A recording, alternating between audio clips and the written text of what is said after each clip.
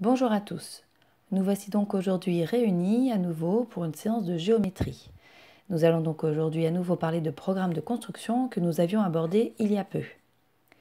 Alors, la dernière fois, nous avions pu découvrir ce qu'était un programme de construction et voir qu'il fallait passer par différentes étapes et différentes règles pour pouvoir le faire correctement. Nous sommes maintenant au point et nous sommes désormais capables de suivre donc un programme de construction. Aujourd'hui, nous allons d'abord revoir les points importants et observer un exemple de programme de construction. Et ensuite, ce sera à vous de jouer. Revoyons donc ensemble tout d'abord les 3 points importants. Rappelez-vous, pour pouvoir suivre un programme de construction, il faut d'abord s'assurer de bien comprendre tous les mots. Il faut également suivre les instructions dans l'ordre où elles sont écrites. Et enfin, avant de commencer le tracé, il faut faire un dessin à main levée, au brouillon ou sur une ardoise. Si vous en avez besoin, bien évidemment, vous pouvez vous aider de la fiche de vocabulaire géométrique plastifiée que je vous avais distribuée en tout début d'année.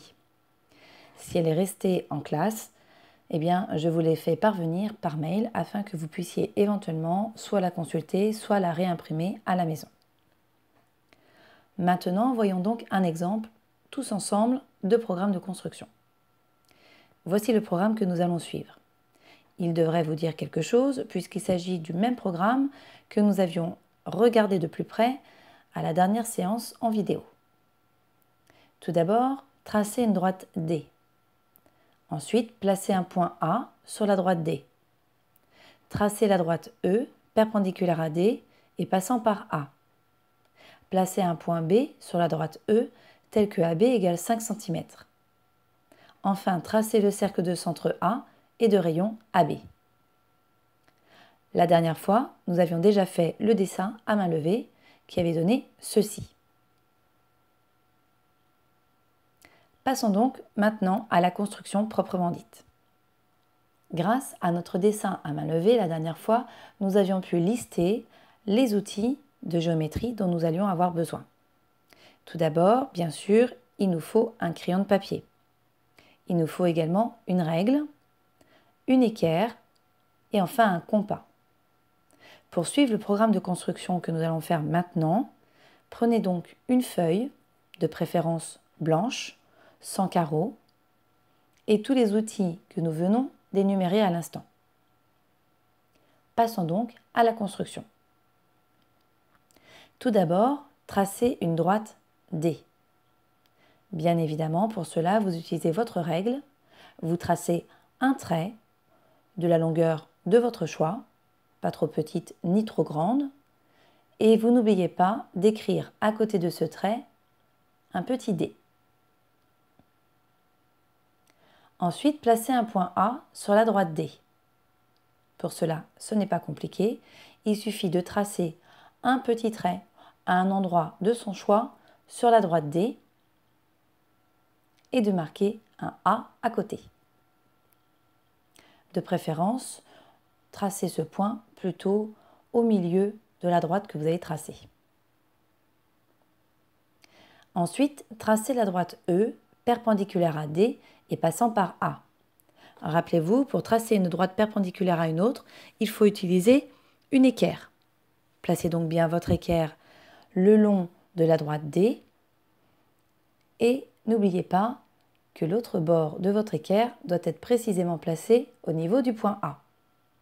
Tracez ensuite une droite le long de votre équerre et n'oubliez pas, à l'aide de votre équerre ou de votre règle, de prolonger cette droite de l'autre côté de la droite D. Voilà donc ce que vous devez obtenir et n'oubliez pas d'écrire E à côté de la droite que vous venez de tracer et, si vous le voulez, de tracer un petit carré à l'endroit où doit se trouver l'angle droit formé par les deux droites perpendiculaires. Placez ensuite un point B sur la droite E tel que AB égale 5 cm. Pour cela, bien évidemment, vous allez utiliser votre règle. On place sa règle et plus précisément le 0 de la règle sur le point A. La règle doit suivre la droite E et à 5 cm, nous plaçons le point B. En plaçant un petit trait sur notre droite E, et sans oublier encore une fois d'écrire la lettre B à côté. Enfin, tracez le cercle de centre A et de rayon AB. Pour cela, munissez-vous de votre compas, placez votre pointe sèche sur le point A précisément, ouvrez votre compas jusqu'au point B et enfin, il ne vous reste plus qu'à tracer le cercle qui a pour centre le point A et qui passe par le point B, comme ceci. Et voilà le travail. Maintenant, c'est à vous de construire des figures en suivant rigoureusement les programmes de construction. Pour cela, vous pourrez trouver toutes les instructions nécessaires dans le document que je vous ai envoyé par mail et entraînez-vous au maximum à suivre le plus de programmes de construction possible. Lorsque vous aurez effectué les programmes de construction demandés, envoyez-moi un mail pour me demander la correction que je pourrai vous faire parvenir. Dans le cas où vous pouvez imprimer cette correction, imprimez-la, puis vous pouvez placer cette correction sous votre feuille d'exercice, essayez de superposer les figures et voir si vos figures se superposent avec mes corrections. Si vous ne pouvez pas les imprimer, vous pourrez au moins déjà voir si votre figure ressemble à la correction que je vous ferai parvenir. Voilà pour cette nouvelle séance de géométrie en vidéo. J'espère que vous travaillez régulièrement et j'espère bien évidemment vous revoir au plus vite en classe. À très bientôt et surtout, restez chez vous.